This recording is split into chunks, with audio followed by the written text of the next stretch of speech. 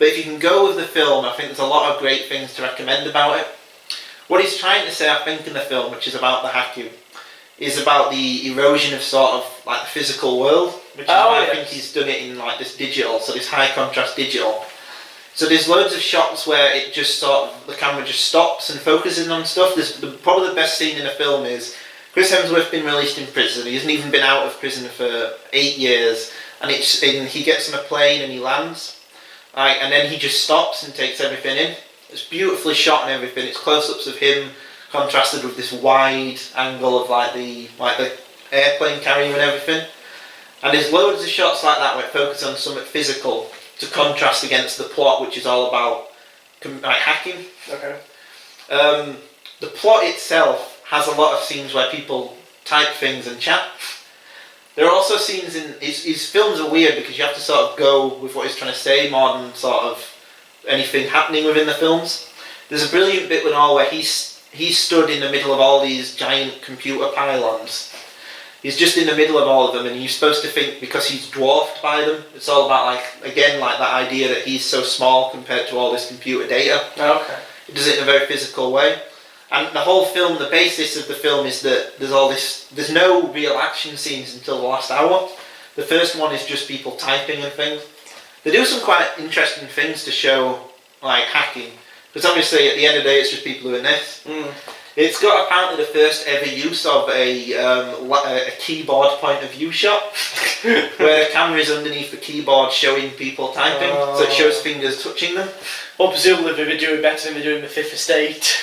I've not seen the Fifth Estate, but is it dreadful? Yeah. And it also has a really good one where it's all CGI this bit, but it's got it shows someone downloading something, and it does completely within the computer.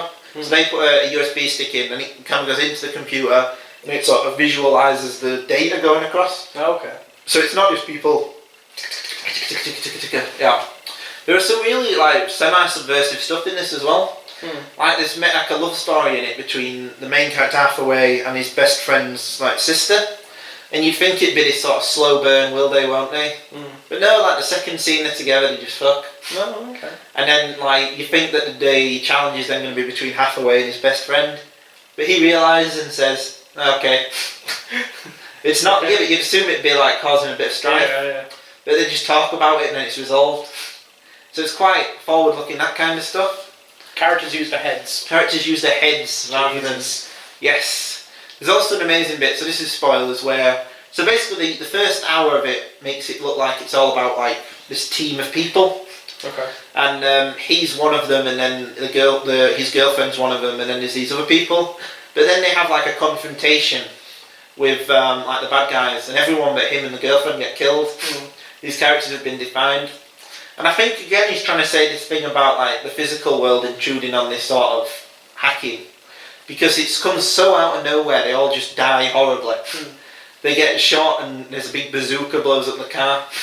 And it just comes out of absolutely nowhere. So it's all about that idea of that, like this safe world of hacking that it looks like just being intruded straight away. Like some big gunplay. All the gunplay in this is really interesting in the shot as well. Does it make comments on Edward Snowden? No. No, okay. There's nothing like that in the film. Okay, good. There are subtle things about people being watched and that erosion of privacy, in that it sometimes just does shots that look as if they're from like a CCTV or something. Oh, yeah. But it never makes an explicit. It's not like one of them films where the character just comes out and goes, "Our privacy's been eroded." No, it doesn't do anything like that. But there's the action scenes are quite weirdly shot because he's clearly a director who thinks of everything beforehand. But a lot of them are shot through handheld camera work. Oh yeah. But it keeps it clear but still wobbles. And I think that again is a way to... What he's trying to do, I think, now with his films with digital is to put you as much into the action as possible. Yeah. Especially this story that could have been people typing. He's trying to show how that world is like one way, all the camera work is steady, and all the action scenes are shot in a really ugly manner, with the camera constantly moving. So I think it looks like a cheap trick, doesn't it, just to do that? Yeah. Like every film does that now. But the way you contrast it so much with like the high-tech visuals of the computer work, I think is great. Okay. There's loads of great action scenes in this. But again, if you don't like Michael Mann, if you think Heat is rubbish, you're gonna hate this film. This is like Heat to the max. Heat to the max. Heat to the max. No characterization. Everyone's characterized by visuals and what they do. So yeah, I would recommend if you love Michael Mann, go see this film. Has an amazing last scene, which is like a knife fight. Again, every bit of like action is so toned down compared to that. I think that's what they're trying to say. But yeah, I would recommend this film. It doesn't deserve the massive go it's having. Okay. There were brilliant shots and all. Just a lot of it's set in China. Amazing shots of the landscape there. It does the thing. This is in every Michael Mann film, where two characters stand by like a window, and you can see all of the background to contrast them against the giant cityscape. It's like, if you like Michael Mann, this is more of the same, but in a kind of new, interesting direction. If you hate Michael Mann, this will probably be the worst film you've ever seen, because it just doubles down on every single criticism about him. Okay. But I would recommend it. I don't know if you would like it. I've only seen Heat, and I do really like Heat. He's amazing. Heat's a pretty good film. It's one of the best films ever. Heat's a pretty good film. Okay. No, Heat is a great film. I'd recommend watching it again now. It's one of the films I think that gets better as well the more you watch it, because you understand how the characters go more together and everything. Have you only seen it once? Twice. Okay. 3 times a lady. Wait. Hey. But yeah. I don't know. Just nothing for me personally.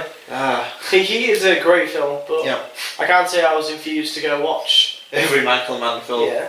I'll take your word for it. Yes. I'll take your word for it. Yes. And also it's just good to see a film that actually seems to have some kind of altruistic stamp. It's an action film made by someone who seems to actually care and want to make trying to make these points but also entertain. That's quite a thing. It is quite a thing. Yes. Brilliant film. Go see Blackhat, which has probably left cinemas already anyway. It left before we went into the cinema. You were seeing the last showing. Well, I had to go 10 miles to see this film. Oh my god. And they also showed it in a cinema that only had less seats than the other ones. Which would you go see it in? I went to see it in the Leeds, The Light. Oh yeah. Do you remember when we went to see Only God Forgives? Yes. It's that screening where it's got only 5. It only has 5 rows. Yeah. Yes. But there were a lot of people that said, I thought I was going to be the only person in there, but there were quite a lot of people trying to see this film. Oh. And also there was there was someone near me, I don't know if there was racist or not, but there's a woman near who speaks in a Chinese accent, but she speaks English. She went, "What's she saying?" Oh my god. Constantly. But yep, that's Blackhat. I'll be reviewing Jupiter Ascending that I've seen as well. But yeah, go see Blackhat. Great film, especially if you like Michael Mann.